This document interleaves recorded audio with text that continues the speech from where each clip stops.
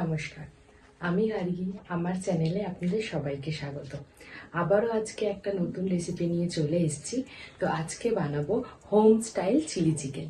তো ঘরে কি করে সুস্বাদুভাবে, সুন্দরভাবে এবং সহজভাবে চিলি চিকেন বানানো যায় সেটাই আজকে আমি দেখাবো। তো আপনারাও সাথে থাকুন। আজকে রেসিপিটা বানানোর জন্য আমাদের লাগবে একটু চিকেন, আর এখানে আছে পেঁয়াজ আর ক্যাপসিকাম, আর এখানে আছে আদা কুচি, লঙ্কা কুচি, রসুন কুচি, ডিম আর হচ্ছে সামান্য কর্নস্টার্চ। এবার আমরা ম্যারিনেট করার জন্য একটা ডিম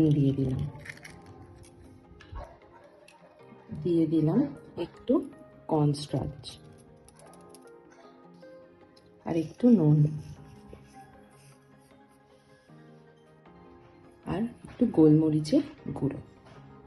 এবার এই সবগুলোকে খুব সুন্দর করে মাখিয়ে নেব। এবার চিকেনগুলোকে ভাজার জন্য প্যানে তেল দিয়ে দেব। এবার কড়াইতে এক এক করে ম্যারিনেট করা চিকেনগুলো দিয়ে দিলাম ভাজার জন্য।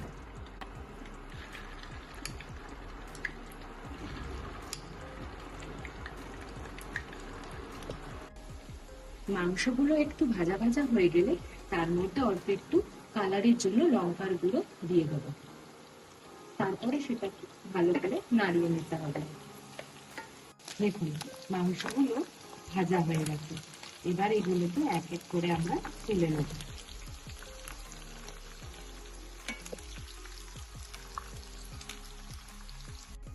এবার কড়াইতে সামান্য তেল দিয়ে দিচ্ছি। তারপরে দিয়ে দিচ্ছি আমাদের পেঁয়াজ,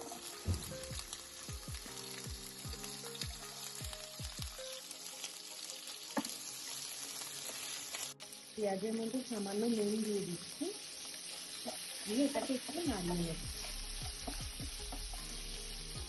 তারপরে ক্যাপসিকামটা দিয়ে দেব।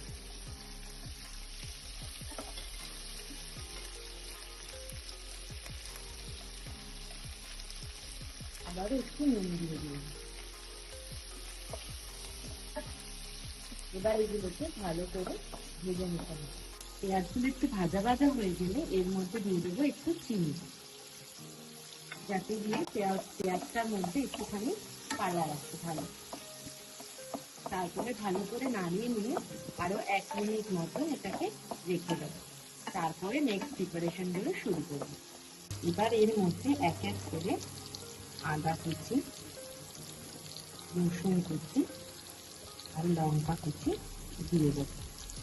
এগুলো সব ভাজা ভাজা হয়ে গেলে এবার এর মধ্যে এক এক করে সসগুলো অ্যাড করে দেবো। তো প্রথমেই দিয়ে দেবো টমেটো সস, তারপরে চিলি সস, তারপরে দিয়ে দেবো সয়া সস।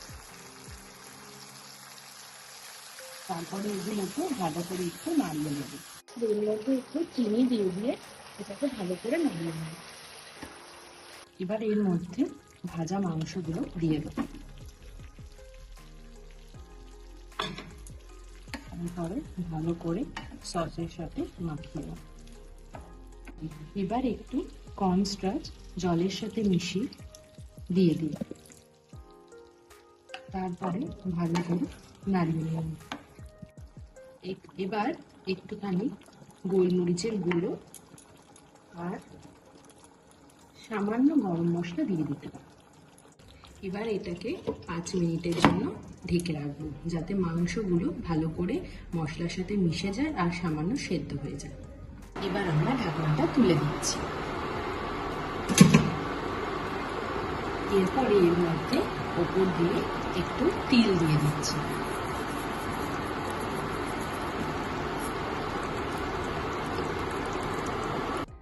আমাদের চিলি চিকেন পুরো রেডি। এবার এটাকে নামিয়ে নিচ্ছি।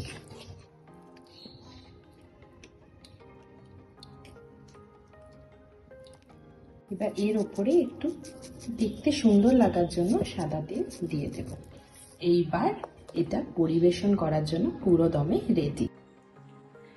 তো আপনারা দেখে নিলেন যে চিলি চিকেনটা সহজ পদ্ধতিতে কিভাবে আমি বাড়িতে বানিয়ে নিলাম।